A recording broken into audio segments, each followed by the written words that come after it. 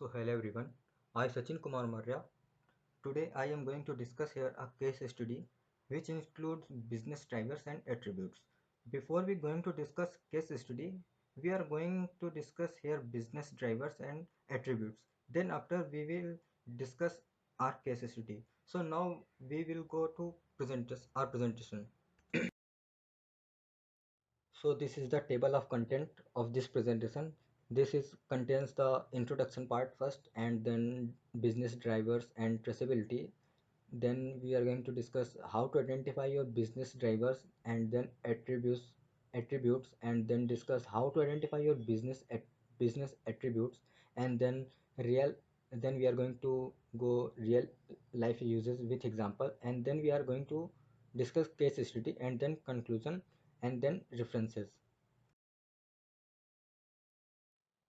So this is the introduction of our presentation. So security architecture is the bedrock of best business practices relating to an organization's cyber risk. With these frameworks, leaders are able to secure their people and assets, improve the effectiveness of their systems, and align to ongoing security of the organization to its objectives and status risk appetite.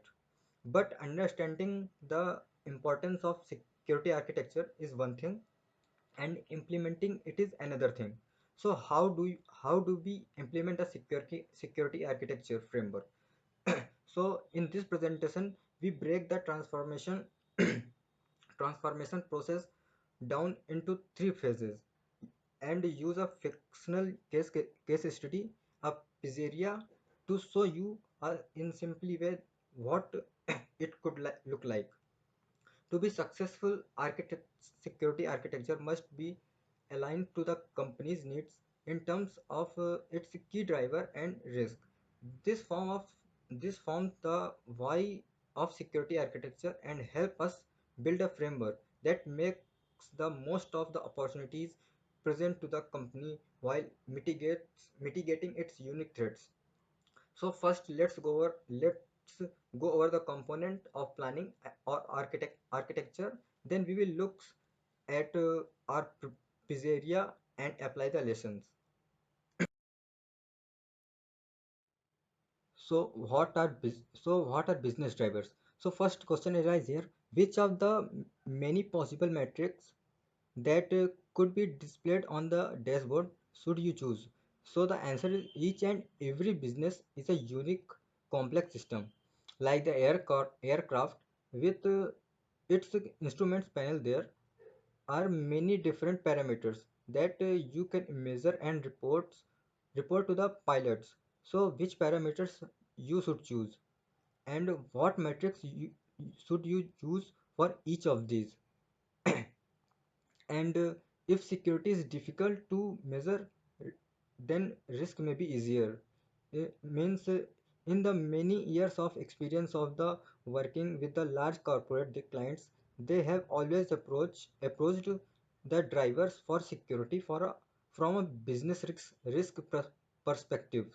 If security is difficult to measure, then risk being a kind of opposite of security provides a measurement method that is less difficult. Risk assessment has been a central theme of management science of several decades, and there are many methods and approaches around from which to choose. In carrying out many risk assessments, the authors have discovered that each business risk may be expressed as the opposite of a business virtue, something to be protected and upheld. In the SAPSA methodology, these virtues are called business attributes, and at the time of writing, there are 85 of these attributes that have been identified and defined. Each business attribute is a distillation of practical experience in assessing business risk and classifying those risks under useful headings. risk tend to be Risk tend to be the negative side of business attributes, and business drivers for security are closely related to these business attribute. Means from this the authors learned that the best way to assess business risk is to the first define and bus- first define the business drivers and then things that the business needs in terms of security. So in this slide, we are going to discuss here how to identify your business drivers. Means identify objectives. It means start by writing down the core objectives of your organization. Then identify what are you trying to achieve, and then identify means what needs to happen for you to realize success. And the next point is determine inputs, means now determine the factors that drive or impact those objectives. And SAPSA Appendix 2 can add you, but these are generalized drivers and may not be well suited to your unique requirements. And the third point is map it all out, means write this all down, means note down every core objectives and their corresponding drivers, and then we will come back to this later to add to it. So in this slide, we are going to discuss here business attributes. So this is the diagram of business attributes. There are 85 of attributes and that have been identified and defined. But we are discuss here seven major classes. The business attributes have been arranged in seven major classes, and the one is user attributes. So first business attribute is user attribute. So in user attribute is relating to the user's experience of security in the system, and the next one is management attributes. So basically management attributes is the security requirements for managing the system. And the third attribute is operational attributes. So operational attribute is concerned with the security that protects day-to-day operations. And the next attribute is risk management attributes. And this attribute is comprising the usual extended set of security requirements to identify and manage business risk. And the next attributes is legal and regulatory attributes, and this attribute is covering compliance issues. And the next attribute is technical strategy attributes. It means this attribute is addressing the strategic aspects of technical architecture. And the business strategy attribute is define what the senior managers and the board want to see. So in this slide we are going to see again business attributes. So the taxonomy of business drivers is based entirely on practical experience. Means although every business organization is unique, the same type of business drivers are seen again and again in different organizations. Even the even in different industry sectors. This led the authors to compile the taxonomy of business attributes based entirely on the analysis of the practical experience with client. And the new business and new business attributes are added as experience grow. Means one thing you should recognize straightway is that whilst that this taxonomy is extensive, it is almost certainly not complete. It is not unusual for one or two more business attributes to be added as a result of completing another client assignment.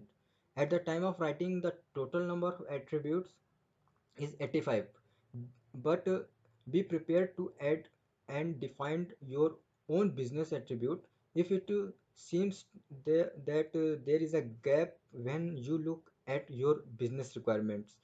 So and taxonomy the taxonomy is classified under the seven headings which we are discussed in previous slide.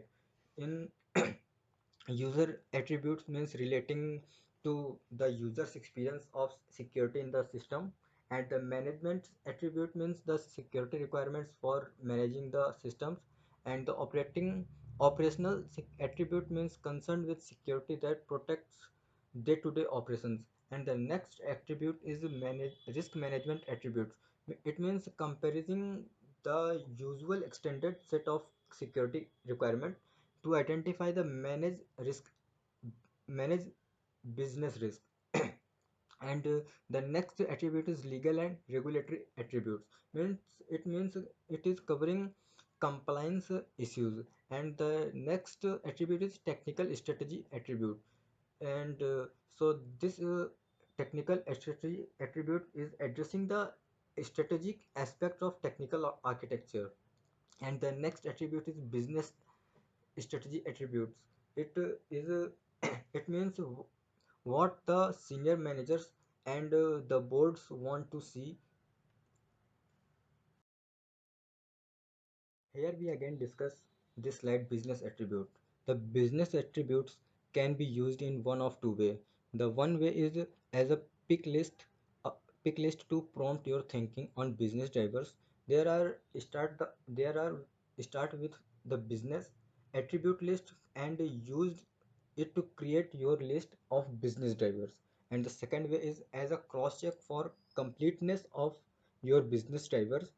There start with a list of business drivers and cross check against the business attribute list. And the another point is a one-to-one mapping between business attributes and business drivers is not a necessity. However, there is not necessarily a one-to-one mapping between business drivers and business attribute, depending upon how your business drivers are expressed. It is quite possible for one business driver to map to several business attribute, and for one business attribute to be associated with several business drivers. And the next point is traceability is derived from one cross mapping of business attributes and business drivers. Whether the relationship between business attributes and business drivers are one to one or many to many, the ability of demonstrate of relationship is fundamental to the bi-directional traceability discussed in the previous section. And represented in figure 1.2. The cross mapping is necessary to demonstrate. The first one is completeness and the second one is justification. In completeness is the list of business attribute is shown to be complete because each is the conceptualized desired return from at least one active business driver. And the justification is defined every business driver listed in the contextual security architecture invalid because it is shown to support or increase a business asset or value. And the next slide we are discussed to so in this slide we are going to discuss here how to identify your business attributes. There are some points are mentioned here. So they are described how to identify your business attributes. The first point is create a taxonomy of your business unit. It means what are the different part of the business and map these out. The second point is note down attributes. It means for each business unit, identify the key attributes you feel are important to its success, and you will need to involve stakeholders from each unit running meetings and workshops to brainstorm idea. And the third point is define what each attribute means. It means note down a clear definition of each attribute for each unit, so there can be no mistaking what the trait means to your organization.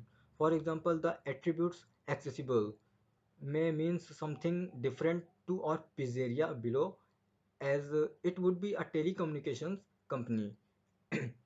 In addition, you must also consider as how do we measure these attributes and what risk do these attributes pose to the business if there were to be a failure in that area. In this slide we are going to discuss here real life uses with example. The Matko's Pizzeria has opened in the heart of Munich, owned by the titular restaurateur Matko Blansvik. The main motive of Matko's key driver is to reduce waste and increase foot traffic. And Matko notes that reducing waste is a key driver because reducing those costs will be a quick win to get more revenue. And from an attributes perspective, a lack of fresh ingredients impacts his reputation as there might be less foot traffic. And these all things are considered in the real life example. We will study and analyze the threat in detail in the case study. So finally we reach in our case study. So as I previous slide I said कि Matko's Pizzeria has opened in heart of Munich, owned by the titular restaurateur Matko Blasvik. Uh, a pizzeria might not have much needed for security architecture, but we can use this example to relate the concept we have discussed above the real world context. That said, we will only skim the surface of Matko's business. To use it is an example, a real enterprise, we will have many more drivers and attributes than we have going to discuss below. So first we will mapping out Matko's pizzeria.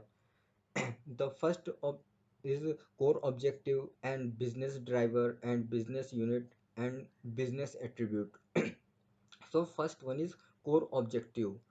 In core objective have grown revenue means make sure your prices promote your increase promote an increase in profit margin means making pricing strategy to increase the profit. Also can create more initiative by creating special events or holidays. Keeping special offers can attract the customer to shop more.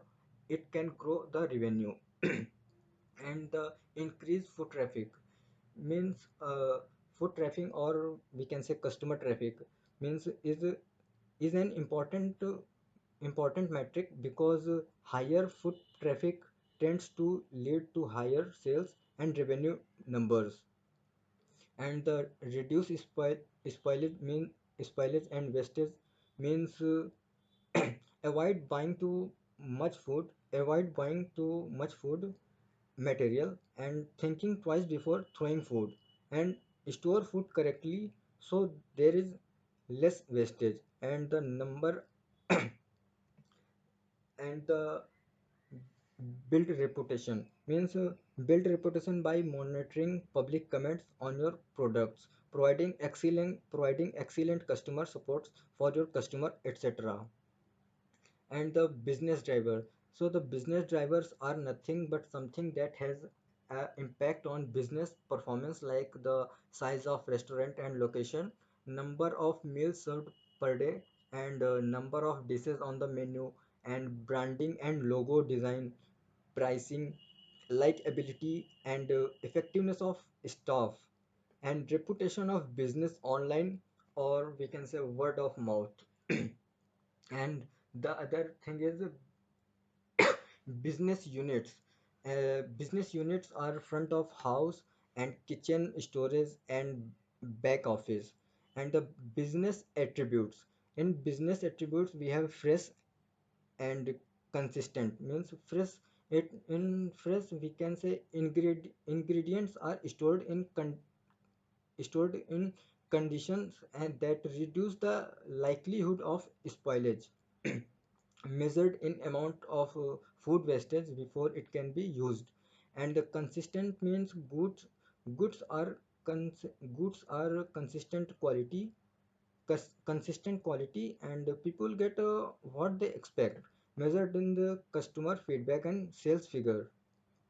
And we can say basically Matko notes that reducing waste is a key driver because reducing these costs will be a quick win to get more revenue.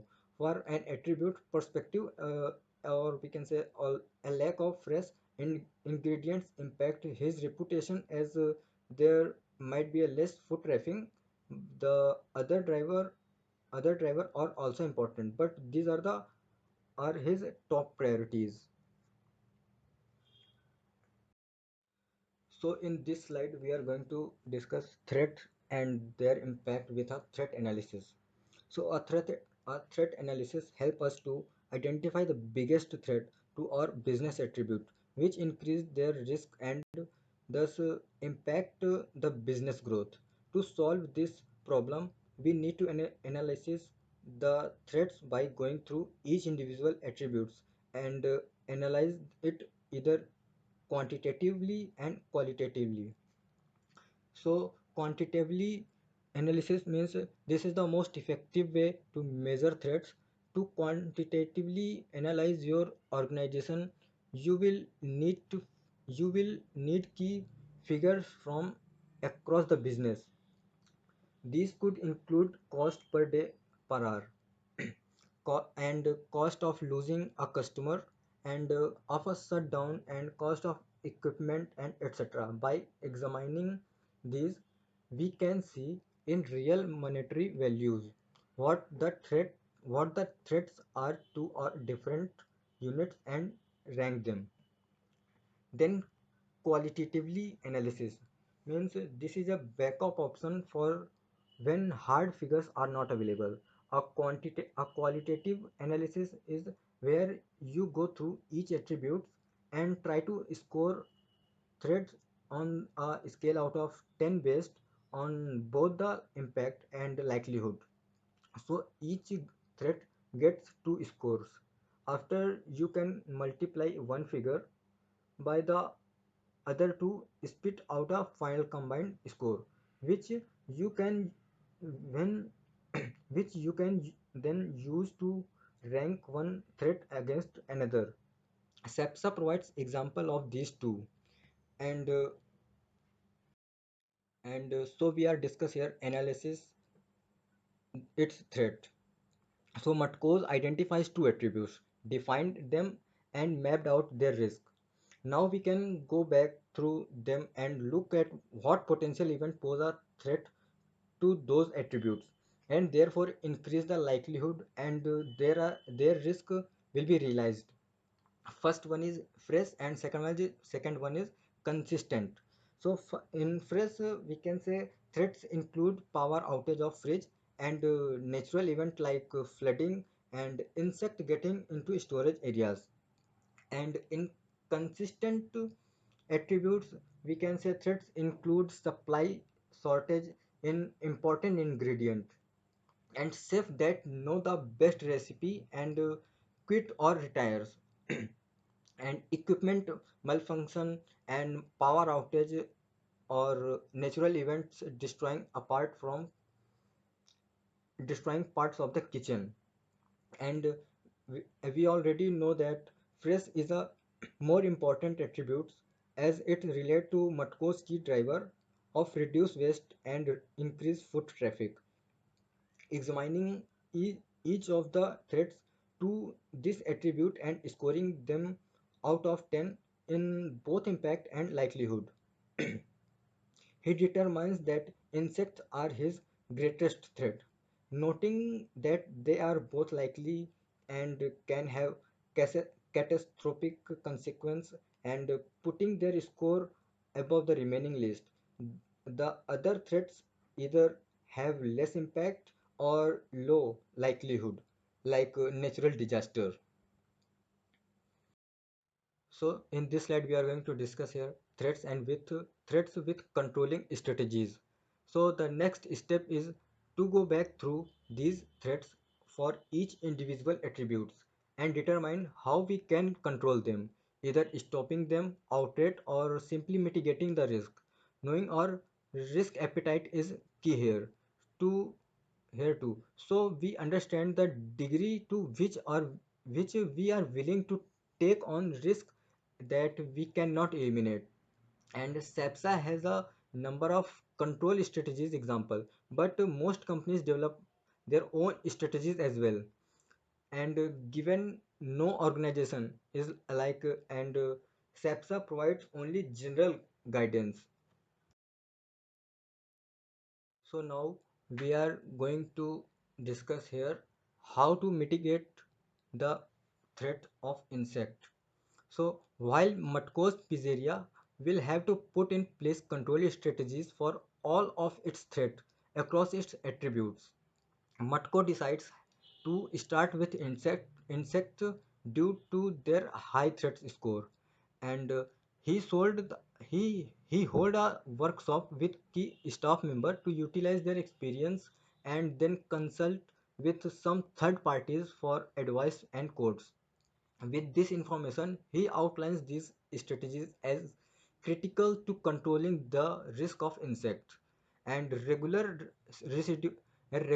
scheduled cleaning of the restaurant and kitchen and storage facilities, and like remove accumulation of food and debris, and plan equipment downtime to keep hard to clean equipment sanitary, and keep insects out at windows and doors, and perform preventative maintenance to keep the external perimeter healthy and secure. So now we are going to conclude this case study, which means implementing our security architecture framework in identify key security service. Means after all the groundwork laid above, this next phase is respectively simple. It involves looking through our list of control strategies and working out what it will actually take to realize them. You may find that you have some of the resources already available in house, although it's likely you will also need some degree of new service as well. And we should note we are using service here as a general terms. It may not mean a service such as it could also mean new processes and such as a communication policy, or we can say cyber training for staff members. And ensure there is accountability means finally we need to ensure that there are individual accountable for the new plan success. Each of our business units should have a clear head, a spokesperson, if you will, that our security architect can communicate with, and who will champion new initiatives to the rest of the team in their unit. And having a champion is an important part of change management, as the as this person will be heavily involved in promoting new concept and training staffs. It also reducing any confusion over who's does what in unit, so mission critical activities occur on time rather than becoming stuck between individuals. Matkos Pizzeria implements its plan. It means Matkos realizes he is not a handyman, nor does he have time to completely sanitize the restaurant as much as he needs to. He identifies, therefore, that cleaners and a maintenance service are necessary for his insect control strategy. He also implements a 52 weeks planner to help schedule deep cleans and maintenance checks, so he can plan disruptive activities around customer peak season and communicate this all with staff. And he places his head chef Sophia in charge of kitchen business unit and food storage, so she is accountable for her areas, while Francesco the matride is placed in charge of the plan in the front of house. That's all about the case study, and that is the references for I using in case study and business driver and business attribute. So that's so that's it from my side. I hope I clear all the things about business attributes and business drivers, and I hope I clear the case study, and that's it from my side. Thank you.